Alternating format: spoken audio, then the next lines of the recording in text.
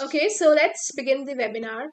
Welcome to another episode of Entab CampusCare EdTalks, an exclusive platform where we invite pioneers from the education industry to share their years of experience and insights with us. So, before moving forward, let me introduce you to Entab. With an experience of more than 2 decades, Entab has been associated with over 1,500 schools across India, evolving them to become new age digital campuses by providing them mature and futuristic ERP, CRM, and mobile apps. So, in today's session, we'll discuss that how can students break a monotonous routine. We'll understand that how can relaxing for few days breaks a monotonous routine. We'll also learn that how can traveling help us doing in the same.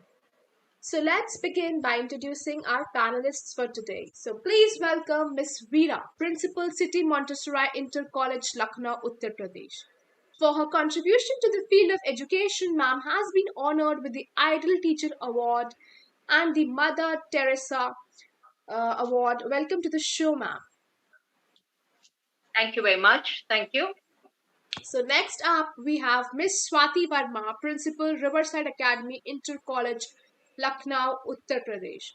Ma'am is instrumental in creating conducive environment to facilitate learning in offline and online classes. So welcome to the show, ma'am. Thank you, ma'am. Thank you. Thank you Thank you so so much. much. So moving on. So the ma'am, the audience wants to know, like we all know that the importance of having break and how it can help you achieve a structure. But ma'am, can breaking this routine or relaxing for a day or two can be helpful? So Swati ma'am, what is your take on this? Uh, Now, first, I would like to thank Entab for giving me an opportunity to speak today on this wonderful topic. So, on 11th of March 2020, the WHO categorized coronavirus as a pandemic. The screeching halt that COVID has put in has system. The closure of schools, universities, and other education institutions has affected 990 million students worldwide and over 320 million in India, as reported by UNESCO. Now we are moving through three phases in this pandemic situation. First is your pre-pandemic phase, which was a normal situation where we had a normal timetable and a full-fledged school running from 8 a.m. till 2:30 p.m. with 20 minutes break in between. And then next is your transition pandemic phase.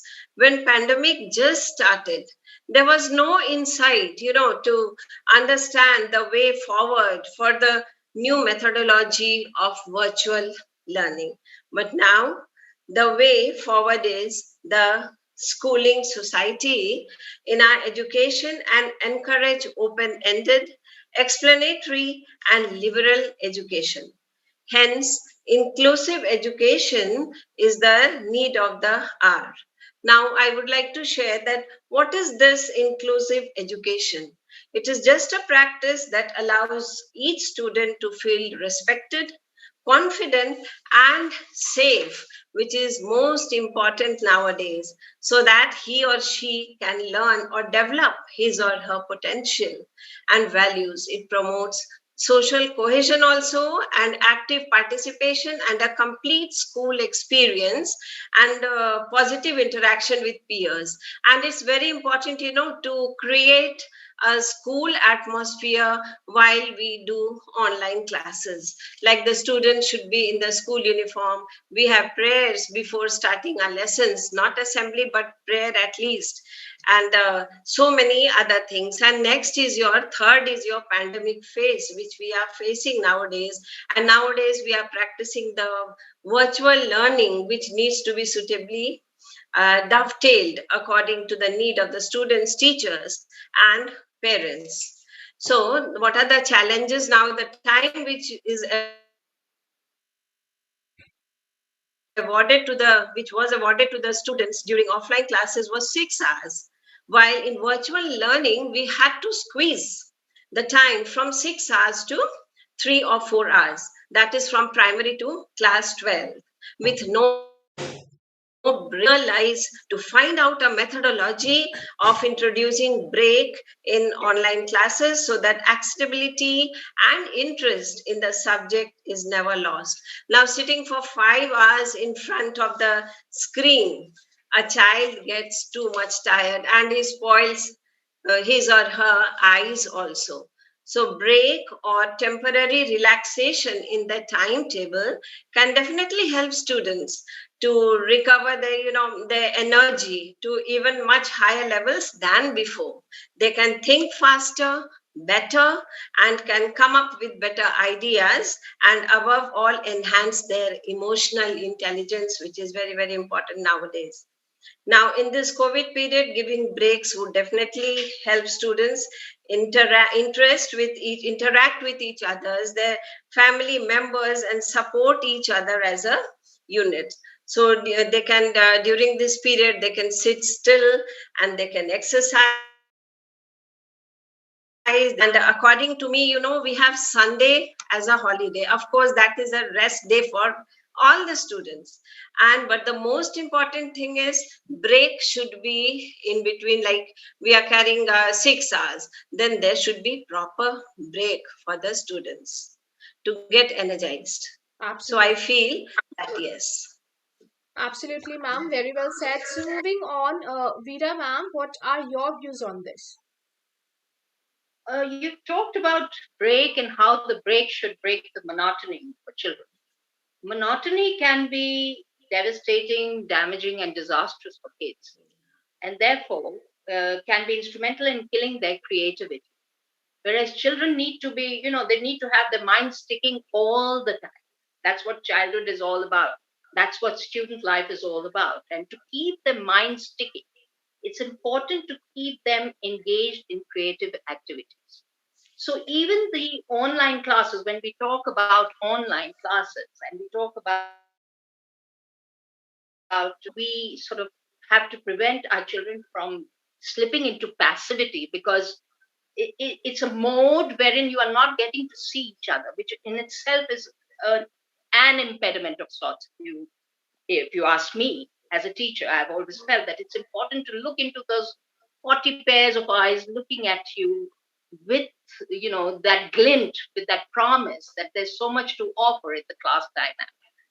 And should that be taken away from you, which is bound to be the case in a virtual classroom, what is it that we need to sort of keep alive by way of spirit in the classroom? So it's all about getting the children to understand that they should feel empowered individually as members of a classroom and also as a part of a class in togetherness to take care of their own learning and development, as David Cobb has said, his experiential learning theory. And for that, the teachers have to be mere mentors and catalysts in helping the children in realizing this truth or realizing this fact. So we need to change our pedagogical approaches here. Mhm. Yes, break per se is important. We can't have classes, at a stretch for 6 hours. It's humanly impossible. And that too on a virtual platform where you're straining your eyes, your mind, and there is something like a span of attention, which you can't really have killed. And it'll be ridiculous to talk of something like that and to believe that everybody is all ears and listening and attentive.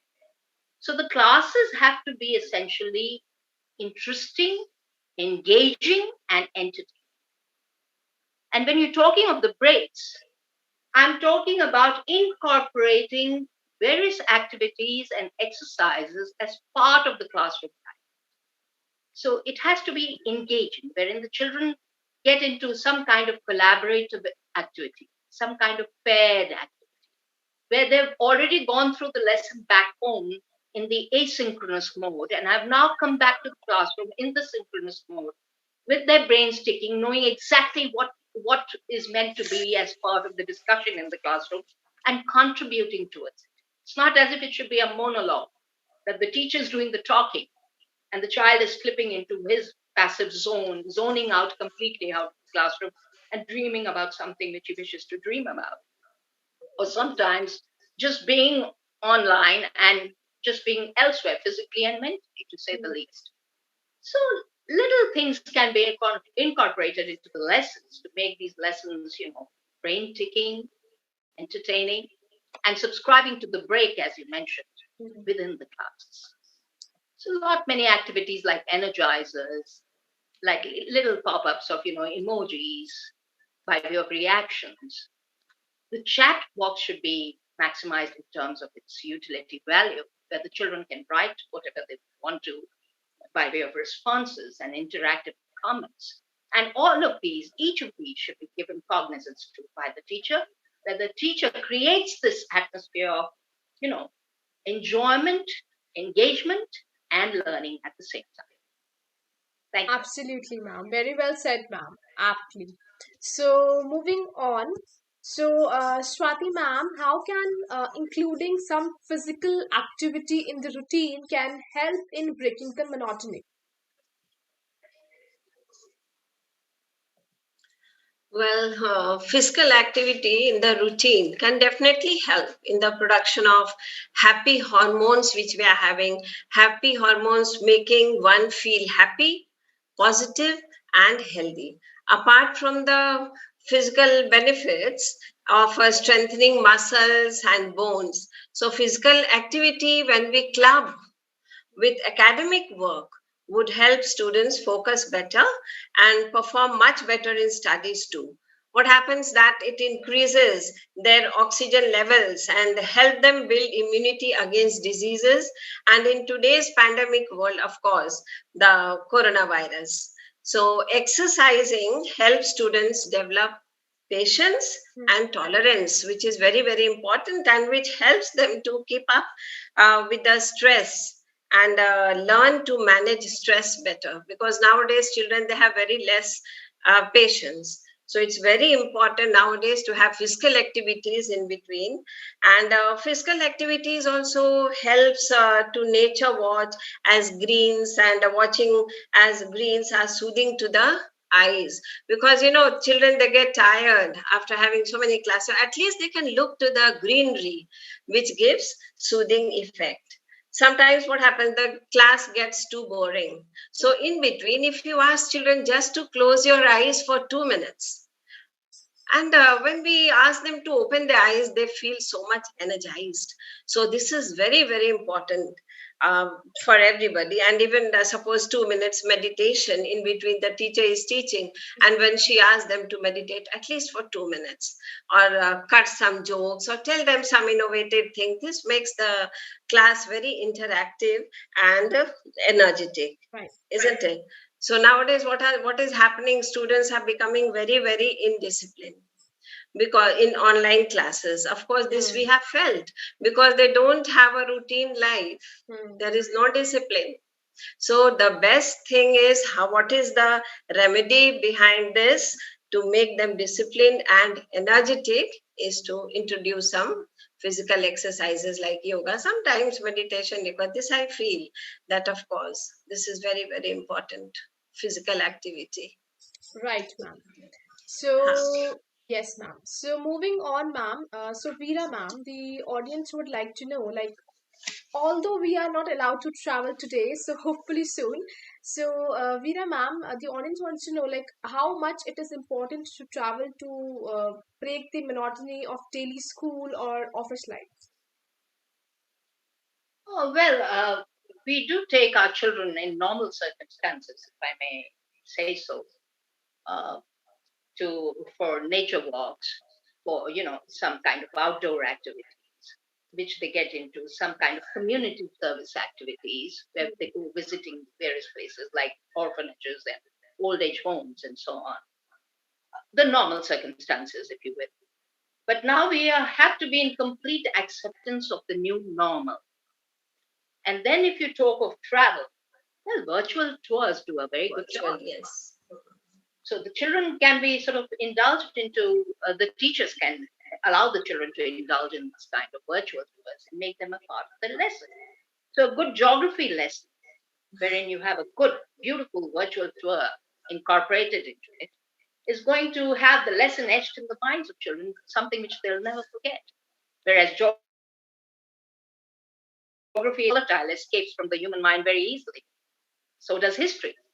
So for each of those monuments or those places of historical importance, virtual tours could be conducted by the teachers for the students, or the students can bring on board. Very interestingly, you'll be surprised. More often than not, the children surprise the teachers with the kind of inputs they can have in the class. Yes. When you sort of encourage flipped learning and blended learning, which is how we should be operating now. The children should be encouraged to bring home their ideas, their projects, things that they have researched on, and incorporate those into their normal lessons to be able to sort of flip the class in terms of its buoyancy and add fillip to it and make it more enjoyable.